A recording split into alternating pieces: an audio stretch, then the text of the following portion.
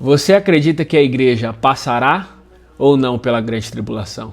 Eu acredito que você, como crente, é o que você mais tem ouvido a respeito do arrebatamento. Como se existisse apenas dois lados. Aqueles que passam pela tribulação e aqueles que não passam pela tribulação. Ou seja, os pré e os pós-tribulacionistas. O problema disso é que parece que a Bíblia entra em contradição. Como se ela entrasse em contradição. E se eu te contar que existem três fases do arrebatamento? Ou seja, aqueles que não passam pela tribulação, que é o rapto dos vencedores. Aqueles que são arrebatados durante a tribulação, que é a ceifa que amadureceu durante a tribulação. E aqueles que são arrebatados no final da tribulação, que é o encontro com Cristo nos ares.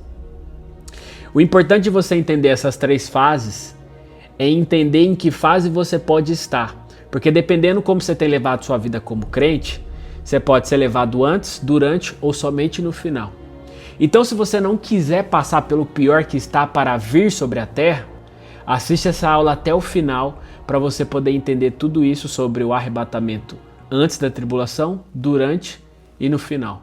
Hoje nós vamos falar de uma forma reveladora e simples para você entender tudo isso sobre o arrebatamento de uma vez por todas. E para começarmos essa aula, abre o livro de Lucas, capítulo 21, verso de número 25. Abre sua Bíblia aí, vamos estudar juntos para você não ficar somente nas minhas palavras. Olha o que o texto vai dizer. Haverá sinais no sol, na lua e nas estrelas. Sobre a terra, angústia entre as nações, em perplexidade por causa do bramido do mar e das ondas. Haverá homens que desmaiarão de terror e pela expectativa das coisas que sobrevirão ao mundo, pois os poderes dos céus serão abalados. Aqui, Jesus ele já está falando de duas coisas. A primeira, a grande tribulação que virá sobre o mundo. E a segunda coisa está no verso 27, que é a volta de Cristo nos ares. Verso 27. Então se verá o Filho do Homem vindo numa nuvem com poder e grande glória. Ora, ao começarem essas coisas a suceder, exultai e erguei as vossas cabeças, porque a vossa redenção se aproxima. O detalhe mais interessante desse texto é que ele já mostra que existem pessoas passando pela grande tribulação. E aí o que ele está falando para essas pessoas que estão na grande tribulação? Ele está dizendo o seguinte: se você começar a ver os poderes dos céus sendo abalados, ergue a sua cabeça para o céu e começa a dar glória. Ergue a sua cabeça para o céu e começa a se alegrar. Por quê? Porque quando você começar a ver todas essas coisas, você sabe que a volta de Cristo, ou seja, a redenção dos que ficaram, está muito próxima. Então, o primeiro detalhe nesse texto já é que já tem pessoas passando pela grande tribulação. E que também a redenção dessas pessoas que ficarem já está próxima. Verso 29. Ainda lhe propôs uma parábola dizendo: vede a figueira e todas as árvores. Quando começarem a brotar, vendo, sabeis por vós mesmo que o verão está próximo. Assim também, quando virdes acontecerem essas coisas, sabeis que está próximo o reino de Deus. Em verdade vos digo que não passará essa geração sem que tudo isso aconteça. Duas coisas que a gente precisa entender nesse texto. Primeiro, a figueira, como muitos ensinam, não é Israel. Até porque, se a figueira nesse texto aqui está dizendo que é Israel, quem são as árvores que elas estão falando? Fica aí um grande questionamento. Segundo detalhe, é que a interpretação desse texto aqui, ela não é teológica. É uma questão de interpretação de português. Porque olha o que o texto está dizendo. Quando você olha para a figueira e ela começa a brotar, você descobre que o verão está próximo. Da mesma maneira, quando você olhar para todas essas coisas, que coisas que ele está falando? Aquilo que está escrito lá em Mateus capítulo 25, guerras, rumores de guerras, falsos cristos, pestes e terremoto. Quando você começar a ver todas essas coisas, você descobre que a volta de Cristo está próxima. Então o texto está dizendo, da mesma maneira que você olha para a figueira e você descobre que o verão está próximo, da mesma maneira, quando você olhar para todos esses sinais descritos lá em Mateus capítulo 25, rumores de guerras, falsos cristos, pestes e terremoto, você sabe que a volta de Cristo está próxima. Agora, como a gente aqui não está acostumado com figueira, eu vou dar um exemplo simples aqui para você. Quando você olha para as árvores e elas começam a florir, você descobre que o que está próximo? A primavera. Da mesma maneira, Jesus está dizendo, quando você olhar para a guerra, rumor de guerra, falsos cristos, pestes e terremoto, então você descobre que a volta de Cristo está próxima. E ele diz o seguinte, a geração que vê todas essas coisas não passará dessa. Verso 34, vamos lá. Acautelai-vos por vós mesmos, para que nunca vos suceda que o vosso coração fique sobrecarregado com as consequências da orgia, da embriaguez e das preocupações deste mundo, e para que aquele dia não venha sobre vós repentinamente como um laço, pois há de sobrevir a todos os que vivem sobre a face de toda a terra. Ou seja, Jesus está dando um recado para aquelas pessoas que estão presas nas paixões desse mundo. Ele está dizendo, tomem cuidado para você que está preso e apegado às coisas desse mundo, porque vai vir um dia onde uma repentina destruição virá sobre a face da terra. E se você estiver preso a este mundo, toda essa destruição vai vir sobre você de uma forma que quando você perceber, você já está nela. Então, o outro detalhe aqui é que aqueles que não vigiarem, eles vão ficar na grande tribulação. Então a gente já está vendo que existem pessoas que vão ficar na tribulação. Só que a grande pergunta é, então Yuri, você está querendo dizer que todos os crentes vão passar pela tribulação? Não, não é isso que eu estou dizendo. Eu estou dizendo que é uma parte dos crentes que vão passar pela grande tribulação. Por quê? Olha o que o verso 26 vai dizer.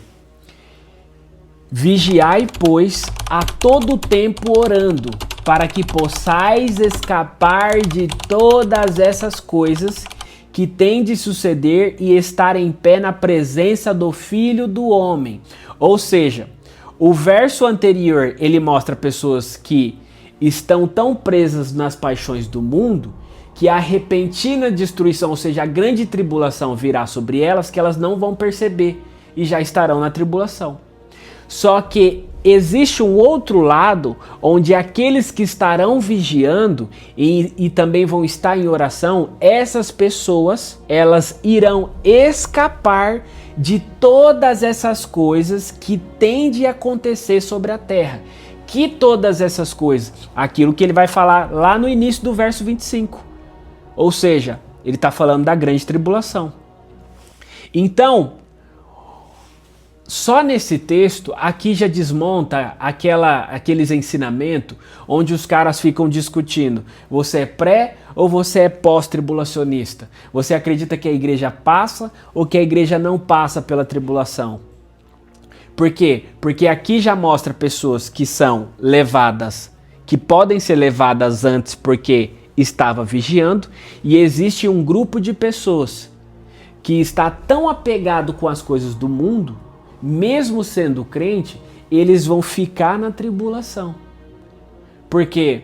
Até porque não tem sentido a Bíblia dizer, vamos pensar o seguinte, se toda a igreja vai ser arrebatada e ninguém passa pela tribulação, então eu te pergunto, qual é o sentido de Jesus ou de nós como crente ficarmos vigiando? Qual é o sentido de Jesus dizer para você, vigia? Ou qual é o sentido de nós como crentes vigiarmos, se todos os crentes não vão passar pela tribulação? Entende? Para que serve vigiar? Para que serve renunciar? Para a salvação? Não, porque salvação não tem a ver com o que eu faço, tem a ver com aquilo que Cristo já fez. Então, para que serve vigiar? Para que uns crentes vigiam mais, servem mais, fazem mais? E outros crentes, embora sendo crentes, ainda estão correndo atrás das coisas do mundo, de dinheiro, de empresas, de negócios. E o coração dos caras só estão nisso. Para quê? Entende? Olha o que em Apocalipse capítulo 3, verso 10, que é um dos textos mais usados para quem fala do arrebatamento, que ele vai dizer assim, ó: porque guardastes a palavra da minha perseverança, também eu te guardarei da hora da provação que há de vir sobre o mundo inteiro, para experimentar os que habitam sobre a terra. Então esse texto já mostra que vai acontecer um arrebatamento antes da tribulação. E quem são essas pessoas que serão arrebatadas? O próprio texto diz: aqueles que guardam a palavra da minha perseverança. O que é guardar a palavra da minha perseverança? É aqueles que vivem constantes e firmes, apesar do sofrimento, apesar das perseguições que nós já estamos enfrentando nessa terra. Por causa de Cristo, ou seja, por causa de Cristo eu continuo em obediência, por causa de Cristo eu continuo pregando a sua palavra, mesmo sendo apedrejado, xingado, humilhado, caluniado, ou seja, esses são os que guardam a palavra da perseverança. Aí eu te faço uma pergunta: toda a igreja, ela anda dessa maneira? Toda a igreja, ela está guardando a palavra da perseverança? Ela está em um viver constante, firme, em obediência a Cristo? Tem pessoas que estão fazendo a vontade do seu Senhor, tem pessoas que estão renunciando à própria vida, tem pessoas que estão em constante vigilância. Todos os crentes são assim? Não. Então esse é um grupo de pessoas que serão levados antes da tribulação. Por quê? Porque nem todos estão guardando a palavra da perseverança. Nem todos estão em vigilância. Tem muitos crentes por aí que, embora seja crente, não tem como dizer que não é crente. Porque a pessoa ainda é imatura e está vivendo uma vida mais ou menos. Não tem como dizer que não é. Mas embora seja crente, é um crente imaturo que está vivendo a vida de qualquer maneira. Só que por outro lado tem aqueles crentes que se sacrificaram, que renunciaram à própria vida, que não amaram a própria vida, e estão fazendo a vontade do seu Senhor, estão vigilantes, estão em constante obediência. Esse grupo de pessoas, na Bíblia, eles são levados antes da tribulação. Quer ver? Para não ficar somente nas minhas palavras. Abre aí Apocalipse capítulo 12, a partir do verso 1. Isso aqui que nós vamos falar agora é o rapto dos vencedores. São aqueles que são levados antes da tribulação. E por que são levados antes da tribulação? Você vai descobrir.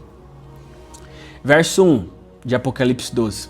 Ele diz assim, ó: viu-se grande sinal no céu, a saber, uma mulher vestida do sol, com a lua debaixo dos pés e uma coroa de 12 estrelas na cabeça. Primeira coisa que a gente precisa entender: quem é essa mulher que está vestida de sol, debaixo dos seus pés tem uma lua e na sua cabeça tem 12 estrelas?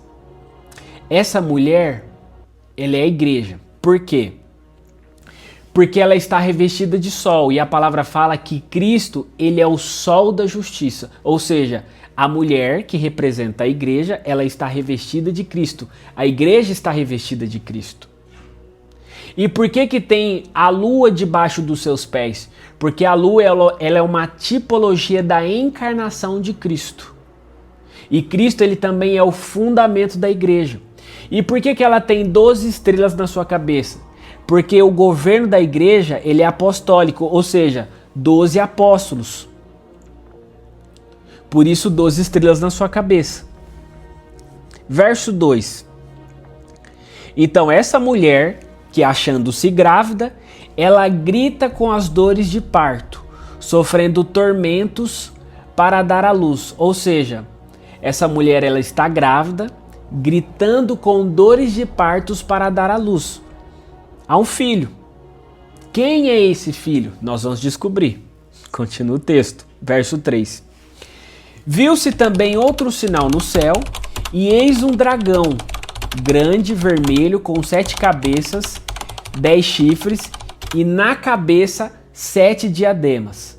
A sua cauda arrastava a terça parte das estrelas dos céus, as quais lançou para a terra. E o dragão se deteve em frente da mulher que estava para dar à luz, a fim de lhe devorar o filho quando nascesse. Primeiro, quem é esse dragão vermelho com 7 cabeças e 10 chifres?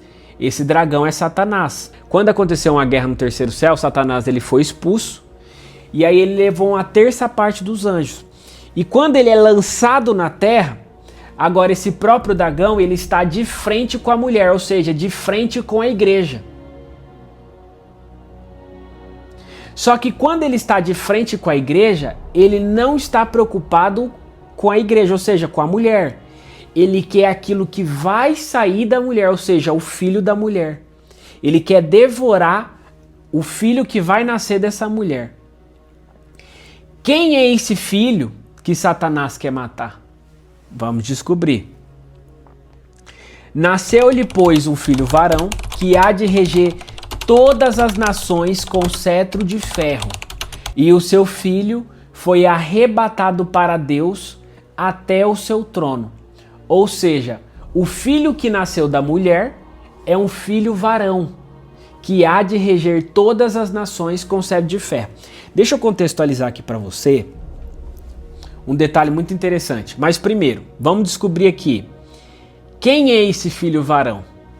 Você quer descobrir quem é? Apocalipse capítulo 2, abre aí. Verso 26 ao 27, ele diz assim, ó.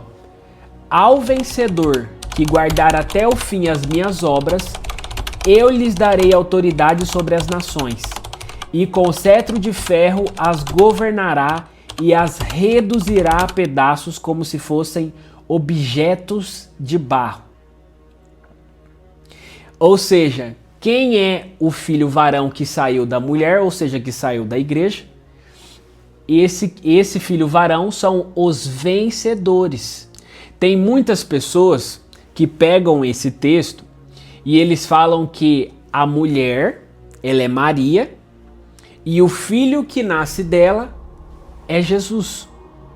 Só que por que não pode ser nem Maria e nem Jesus? Porque, primeiro detalhe, a mulher, ela está revestida de sol, ou seja, revestida de Cristo. Debaixo dos seus pés fala de uma tipologia, ou seja, de uma encarnação e de um fundamento. E terceiro, na sua cabeça tem 12 estrelas que representam os 12 apóstolos, o governo da igreja. Todas esses símbolos, eles fazem muito mais sentido para a igreja do que para Maria. Segundo detalhe, por que não pode ser Maria nem Cristo? Porque o filho, quando nasce, ele imediatamente é arrebatado até o trono de Deus. Quando Cristo nasceu, ele não foi arrebatado até o trono de Deus. Ele nasceu, ele cumpriu o seu propósito, ele morreu, ressuscitou e depois subiu até o trono de Deus. Então, quando nós vemos esse texto, ele tem muito mais sentido com a igreja do que com Maria. Embora o filho que nasça da mulher, ele é uma tipologia de Cristo, porque Cristo também ele é aquele que vai reinar sobre a terra, só que juntamente com ele somos os crentes vencedores que também vai reinar e vai governar as nações com cetro de ferro. Então, nesse texto aqui, esse filho que nasce da mulher é os crentes vencedores. E qual que é o detalhe desse texto? O detalhe desse texto é que aqui nós já estamos vendo que acontece o primeiro arrebatamento, ou seja, o rapto dos vencedores, que acontece antes da tribulação. Agora, para você poder entender quem são esses vencedores? Esses vencedores é um povo que existe no meio da igreja. Existe a igreja e existe um povo no meio da igreja. Quem é esse povo vencedor que está no meio da igreja? É o povo que negou a si mesmo, tomou a sua cruz e seguiu em obediência para fazer a vontade do seu Senhor. Esse é aquele que está multiplicando aquilo que o Senhor lhe confiou e vai voltar para buscar aquilo que ele recebeu. Esse é aqueles que não amaram a própria vida. Esse é aqueles que não fazem parte da multidão, mas é chamado de discípulo. Porque Jesus diz que aqueles que são multidão é crente imaturo. Agora, quem são os discípulos que Jesus chama, que podem ser designados ou chamados de discípulo? São aqueles que desagradam pai, mãe, tia, irmão, e não só eles, mas a si mesmo, para fazer a vontade do seu Senhor. Esses são os crentes vencedores. São os que renunciam à própria vida. São os que morrem para si mesmo, para fazer a vontade do seu Senhor. Agora eu te pergunto, todos os crentes são assim? Todos os crentes vivem dessa maneira? A gente sabe que não. No meio da igreja tem adúltero, tem mentiroso, tem injusto, tem falso, tem um monte de coisa. Tem alcoólatra, tem beberrão, tem um monte de coisa. Então, no meio da igreja existe um grupo de pessoas que são chamados de vencedores. Esses são os crentes vencedores que vão reinar com Cristo e vão reger as nações com sede de ferro. Esses serão arrebatados até o trono de Deus como primícias. Por quê? Porque venceram. E por quê? Porque também amadureceram primeiro. Por que são primícias do Senhor? Porque amadureceram primeiro. Por isso que se você quer ser uma primícia do Senhor, você precisa amadurecer como crente. E como que se amadurece como crente? Você precisa ser exposto ao sol. Porque os frutos que estão mais expostos ao sol, que estão queimando, esses são os que amadurecem primeiro. Então, aqui nós já vemos o primeiro arrebatamento, que é o rapto dos vencedores, antes de iniciar a grande tribulação. E aí, qual que é o detalhe interessante? É que após os vencedores serem raptados até o trono de Deus, lembra que Satanás não estava interessado na mulher, mas no filho que ia sair dela? Então, após o filho ser arrebatado até o trono de Deus, agora a mulher ela está na terra, ou seja, a igreja. Por isso que os crentes vencedores eles são arrebatados, a igreja, que é a mulher, ela fica na tribulação, e agora Satanás não está mais interessado em perseguir o filho, porque o filho já foi. Agora Satanás está interessado na mulher. Por que ele estava interessado primeiro no filho? Porque Satanás conhece de Bíblia e ele sabe que os crentes vencedores serão levados primeiro. Só que, como ele não conseguiu devorar aqueles que já foram levados até o trono de Deus, os crentes que foram arrebatados antes, agora ele está na terra com a mulher, ou seja, com a igreja que ficou na tribulação, que é uma parte da igreja. E o que vai acontecer com a igreja e com essa mulher? Verso 6. A mulher, porém, fugiu para o deserto, onde lhe havia Deus preparado lugar para que nela a sustentasse durante 1260 dias. Ou seja, o acordo de falsa paz, que é o início, que é a grande tribulação, são 7 anos. Então, durante os 3 anos e meio, a igreja, a mulher, elas são sustentadas e guardadas pelo Senhor. Só que na outra metade dos 3 anos e meio, olha o que vai acontecer. Verso 7. Houve peleja no céu, Miguel e os seus anjos pelejaram contra o dragão. Também pelejaram o dragão e seus anjos. Todavia não prevaleceram, nem mais se achou no céu o lugar deles. E foi expulso o dragão, a antiga serpente que se chama Diabo e Satanás, o sedutor de todo mundo. Sim, foi atirado para a terra e com ele e os seus anjos. Ou seja, a primeira coisa que a gente precisa entender aqui é que Nos primeiros, a grande tribulação, elas são a tribulação, elas são 7 anos. 3 anos e meio de tribulação e 3 anos e meio de grande tribulação. O que a gente precisa entender é que nos primeiros 3 anos e meio de tribulação, o anticristo já vai estar operando na terra, só que Satanás ainda não vai ter tomado o corpo dele. Então o que acontece? Na metade desses 3 anos e meio, acontece uma batalha no segundo céu, entre Satanás, os seus anjos, e o Miguel e os seus anjos, onde o anjo Miguel, ele dá um pau em Satanás, manda ele para a terra. Quando ele é lançado na terra, ele desce com muita ira. Por quê? Porque a palavra fala assim, ó, que ele já sabe que lhe resta pouco tempo. E sabendo que ele tem pouco tempo, ele vai entrar no corpo do anticristo. Olha o que o verso 12 diz. Por isso festejai aos céus, e vós os que neles habitais. Ai da terra e do mar, pois o diabo desceu até vós, cheio de grande cólera, sabendo que pouco tempo lhe resta. Presta atenção, aqui tem 2 detalhes. O primeiro detalhe é que o texto diz, festejai aos céus, festejai aos céus, e vós os que neles habitais. Primeiro detalhe, já tem gente habitando no céu. Quem são? Os vencedores. Aí o texto vai dizer, ai da terra e do mar. Ou seja, festeja quem está no céu e ai de quem ficou na terra na tribulação. Por quê? Porque o diabo desceu até vós, cheio de grande cólera, sabendo que pouco tempo lhe resta. Ou seja, acontece uma batalha no segundo céu, entre o anjo Miguel e Satanás. O anjo Miguel dá um pau em Satanás e lança ele na terra. Nos primeiros 3 anos e meio, o anticristo vai estar governando sem estar empossado de Satanás. Só que na metade dos 3 anos e meio, quando Satanás ele é lançado na terra, ele toma o corpo do anticristo. E aí o anticristo ele quebra a aliança, ou seja, o acordo de 7 anos de falsa paz que ele fez com o povo da terra, principalmente com os judeus. E aí o que vai acontecer? Por que ele vai precisar quebrar essa aliança? Porque durante os 3 primeiros anos e meio, principalmente os judeus, eles vão acreditar que o anticristo é o próprio Cristo. E aí o anticristo ele vai receber os dízimos e as ofertas consagradas.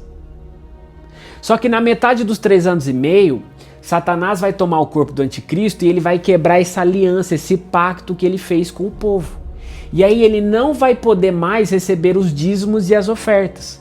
Por quê? Porque aquilo que é consagrado, Satanás não pode receber. E aí quando ele quebrar essa aliança e não receber mais os dízimos e as ofertas, os judeus que acreditavam que o anticristo era o verdadeiro Cristo, eles vão falar, esse cara não é o Cristo. Por quê? Porque se fosse Deus, ele continuaria recebendo os dízimos e as ofertas. Só que quando os judeus descobrirem que ele não é o verdadeiro Messias, Satanás vai começar a perseguição dos judeus.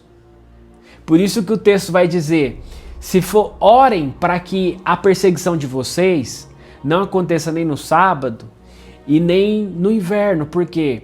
Porque no sábado, judeus não correm. Se for no inverno, lá em Israel, faz um frio tremendo, onde as pessoas vão morrer de frio. Então, ou seja, ficou na tribulação, principalmente os judeus, ora para que não aconteça nem no sábado e nem no inverno.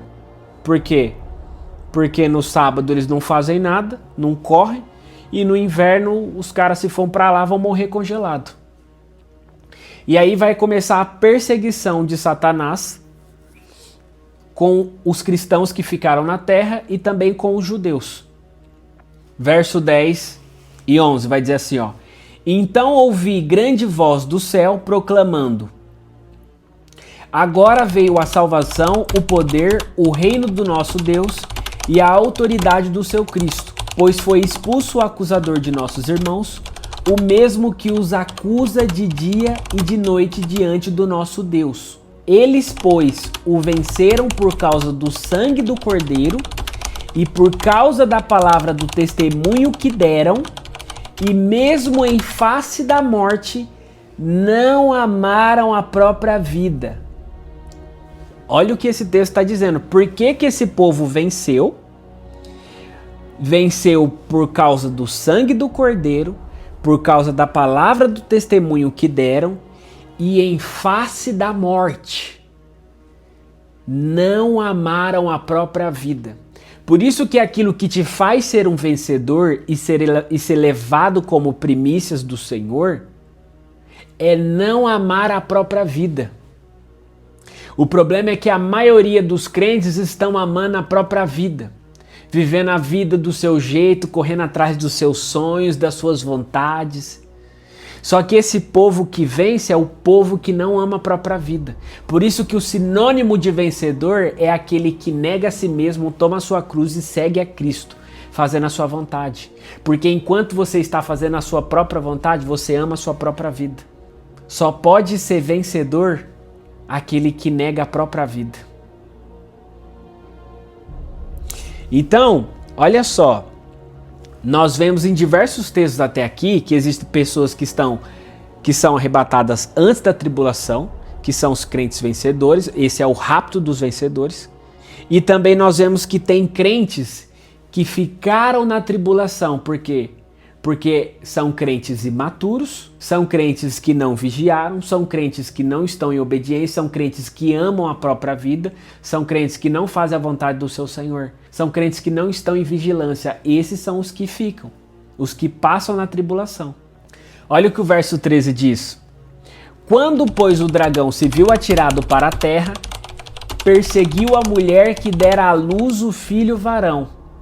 Ou seja, a partir do momento que os vencedores, que o filho que sai da mulher, que são os vencedores, eles são arrebatados até o trono de Deus, Satanás agora ele já não tem mais interesse no filho, porque antes ele queria devorar o filho que ia sair dela. Só que uma vez que os vencedores, ou seja, o filho que sai da mulher é arrebatado até o trono de Deus, agora Satanás não quer mais saber do filho. Agora ele começa a perseguir a mulher, ou seja, a igreja. Então, só nesses textos que a gente já leu, já acaba com aquele discurso de pré ou pós-tribulacionista.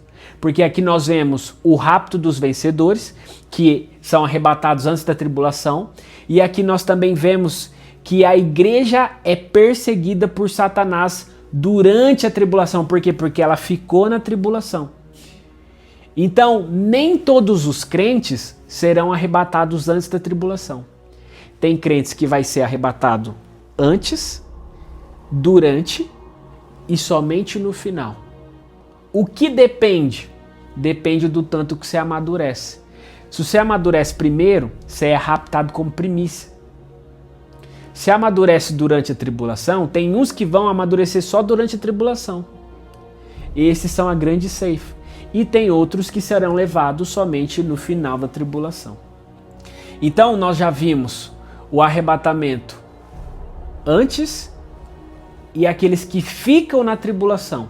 Agora nós vamos ver pessoas sendo arrebatadas durante a tribulação e no final da tribulação. Então já aconteceu o primeiro arrebatamento. Fiquei. Estou na tribulação. Se iniciou a tribulação, o início dos 7 anos. Estou na tribulação. O que vai acontecer agora? O que eu posso esperar? Apocalipse capítulo 15, verso 2, abre aí. O texto diz assim, ó. E vi como que um mar de vidro misturado com fogo, e também os que saíram vitoriosos da besta, e da sua imagem e do seu sinal, e do número do seu nome, que estava junto ao mar de vidro, e tinham as harpas de Deus. Primeira coisa, quem são esses? São os que só vão vencer durante a tribulação. Ou seja, são os crentes que se depararam com o anticristo. O anticristo agora está falando para você se dobrar diante dele, adorar a sua imagem, adorar a sua marca e o seu número. Só que aí a Bíblia relata que esses crentes que vão estar diante da face do anticristo vão dizer: eu não me dobro a você, eu não vou idolatrar nem a sua imagem e nem vou aceitar a sua marca. E aí o que acontece com essas pessoas? Elas serão degoladas, terão suas cabeças arrancadas por não se dobrar ao anticristo. Esse na Bíblia são conhecidos como os vencedores tardios. Ou seja, essas pessoas só vão descobrir que vale a pena morrer por causa de Cristo na grande tribulação. Enquanto eu e você podemos descobrir que vale a pena morrer por causa de Cristo hoje e não passar pela grande tribulação. Por isso que Cristo nos ensina a negar a nós mesmos, tomar a nossa cruz e o segui-lo em obediência. Esses são os que já sacrificaram hoje. Esses são os mártires que já estão se sacrificando hoje. No mundo em que nós vivemos, você renunciar a todas essas coisas, sair de festas, de baladas, de putaria, de orgia e de todas essas outras coisas que existem no mundo, ter apenas um casamento, ser fiel até a morte, tanto no seu relacionamento quanto com Cristo, viver em obediência, renunciar a tudo para fazer a vontade do seu Senhor, nós já somos os mártires de hoje. Nós já estamos entendendo que vale a pena morrer hoje. Só que vai ter crente que vai precisar passar pela tribulação e ficar diante da morte para entender que vale a pena morrer por causa de Cristo. E aí esses na Bíblia são conhecidos como os vencedores tardios. Só vão descobrir que vale a pena lá morrer por causa de Cristo. Olha o que Apocalipse capítulo 20, verso 4 diz. E vi as almas daqueles que foram degolados pelo testemunho de Jesus e pela palavra de Deus, e que não adoraram a besta, nem a sua imagem, e não receberam sinal em suas testas, nem em suas mãos, e viveram e reinaram com Cristo durante 1000 anos. Ou seja, esses são os crentes que só vão descobrir que vale a pena morrer por causa de Cristo quando eles estiverem lá na grande tribulação em face da morte. Por isso que, se você estiver entendendo o que eu estou falando aqui hoje, você vai entender que vale a pena hoje morrer por causa de Cristo. Porque se eu morro hoje, eu estou pronto para ser colhido. Porque lembra que o nível de maturidade depende do tanto que eu estou prestes a morrer. O fruto, quanto mais próximo do amadurecimento, mais próximo ele está da morte. Então, quanto mais eu morro, mais pronto eu estou para ser colhido. Então, esse texto aqui que nós estamos vendo é o arrebatamento que acontece durante a tribulação. Abre em Apocalipse capítulo 14, verso 14 ao 16. Esses são os crentes que já ficaram na tribulação e que vão descobrir lá na tribulação que vale a pena morrer por causa de Cristo. Eles vão vencer lá, são os vencedores tardios. E por se tornarem vencedores serão levados durante a tribulação. Olha o que o verso 14 vai dizer de Apocalipse 14. Essa é a ceifa durante a grande tribulação. E olhei e eis uma nuvem branca, e assentado sobre a nuvem, um semelhante ao Filho do Homem, que tinha sobre a sua cabeça uma coroa de ouro, e na sua mão uma foice aguda. E outro anjo saiu do templo, clamando com grande voz ao que estava sentado sobre a nuvem: lança a tua foice e ceifa. A hora de ceifar-te é vinda, porque já a colheita da terra está madura. E aquele que estava sentado sobre a nuvem meteu a sua foice na terra e a terra foi cegada. Ou seja, o principal requisito para que você seja colhido é que você amadureça como crente. Por isso que se você não amadurecer agora como crente, se você não morrer agora por causa de Cristo, você vai descobrir lá na tribulação, no meio daquele caos todo, que lá vale a pena morrer, que lá vale a pena crescer, amadurecer como crente. E aí quando você estiver madurinho, Cristo vai lá e te ceifa. e te arrebata. Então, tudo isso você tem a possibilidade de fazer agora. O problema é que a maioria dos crentes não querem renunciar à própria vida. A maioria dos crentes não querem morrer por causa de Cristo hoje. Ou seja, como que eu morro por causa de Cristo? Quando eu deixo de fazer aquilo que eu quero para fazer aquilo que Ele quer que eu faça. É uma morte almática. Ou seja, já não faço mais nada por mim, mas faço por Cristo. Então, o requisito principal aqui para que Cristo possa te colher durante a grande tribulação, para que Ele possa te arrebatar, é que você esteja maduro. Então, um dia, todos os crentes vão ser vencedores. Uns podem ser hoje, uns serão durante a tribulação, uns podem ser no final, outros podem ser somente depois de uma disciplina durante o período do milênio, do reino de Cristo.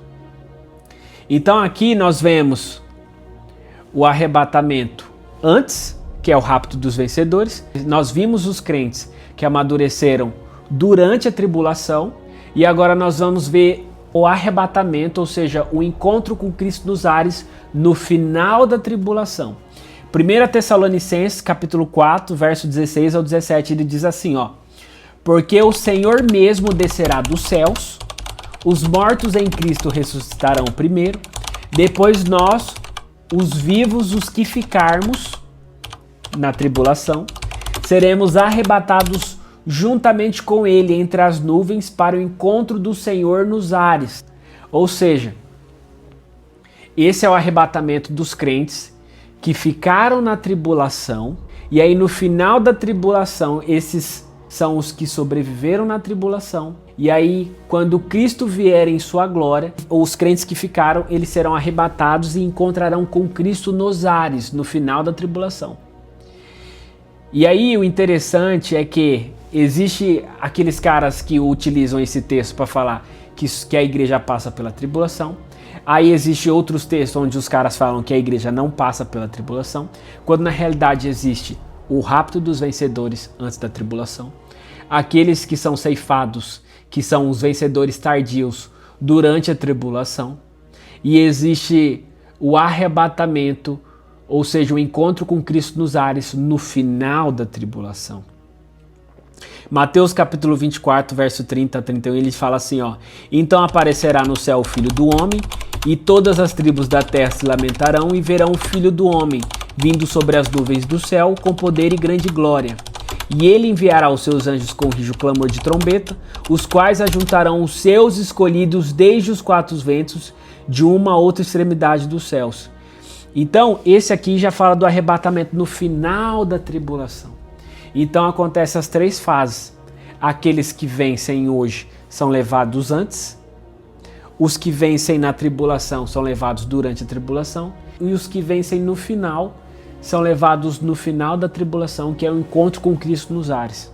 Então, é simples demais isso aqui. Isso aqui é revelador, isso aqui desconstrói aquele caos que criam sobre o arrebatamento. E aí nós vemos de forma tão simples que existe aqueles que são levados antes, os que são levados durante e os que são levados somente no final. O rapto dos vencedores, a grande ceifa e o encontro com Cristo nos ares, quando ele já estiver vindo em sua glória. Então, irmãos, eu finalizo essa aula de uma forma bem simples para você. Se você entendeu tudo que eu te falei, você morre hoje, já não faz mais a sua vontade para fazer a vontade do seu Senhor. Você é aquele crente que está vigilante. Vigilante não é só orar. Vigilante não é só ficar de braços cruzados esperando que tudo aconteça. Vigilante, além de orar, é também estar fazendo a vontade do seu Senhor. Porque quando Noé ele estava construindo a arca, a tipologia daquilo que aconteceu com Noé também fala de um arrebatamento. Porque Noé ele estava no meio de um caos. A terra toda ia passar por uma tribulação, que era o dilúvio. Só que Noé e os seus filhos que estavam fazendo a vontade do seu Senhor, eles estavam vigilantes. E quando o grande dilúvio veio, eles já estavam dentro da arca com as portas fechadas. Por isso que estar vigilante não é só orar e ficar de braços cruzados. Estar vigilante, além de tudo isso, é também estar fazendo a vontade do seu Senhor. Por quê? Porque aqueles que estiverem vigilantes, quando o mundo menos esperar, eles já estarão dentro da arca. Eles já foram levados para o Senhor. Eles já foram levados até o trono de Deus. Então, se você entende o que eu estou te falando, vale a pena morrer por Cristo hoje. Então, se você entende o que eu estou falando, não espera para descobrir na grande tribulação que o negócio vai ser feio demais. A palavra fala assim que quando Satanás ele desce, descobrindo que ele só tem 3 anos e meio para fazer um regaço na terra, aquilo que Hitler fez na terra não vai ser nada comparado ao que o anticristo vai fazer sobre a terra. O que o Hitler fez foi uma coisa terrível. Se você pesquisar, você vai ver. Agora imagina que aquilo que Hitler fez aqui na terra não foi nada comparado ao que o anticristo vai fazer sobre a terra. Porque a palavra fala que vai sobrevir uma coisa tão absurda sobre a terra que não existiu em todos esses anos que a terra existe. Então não vai para a tribulação para descobrir que vale a pena morrer lá. Descobre hoje que vale a pena hoje morrer por causa de Cristo. Fechou? Espero que tenha ficado claro essa aula aqui para vocês. Tamo junto. Um beijo no coração de vocês. Espero que vocês tenham curtido essa aula. Lembra de deixar seu like, deixa seu comentário, sua opinião, me xinga, faz alguma coisa, mas escreve aqui alguma coisa para que esse vídeo tenha um pouco de engajamento, que nós estamos começando nessa rede social aqui. Pega esse link, compartilha, espalha essa mensagem.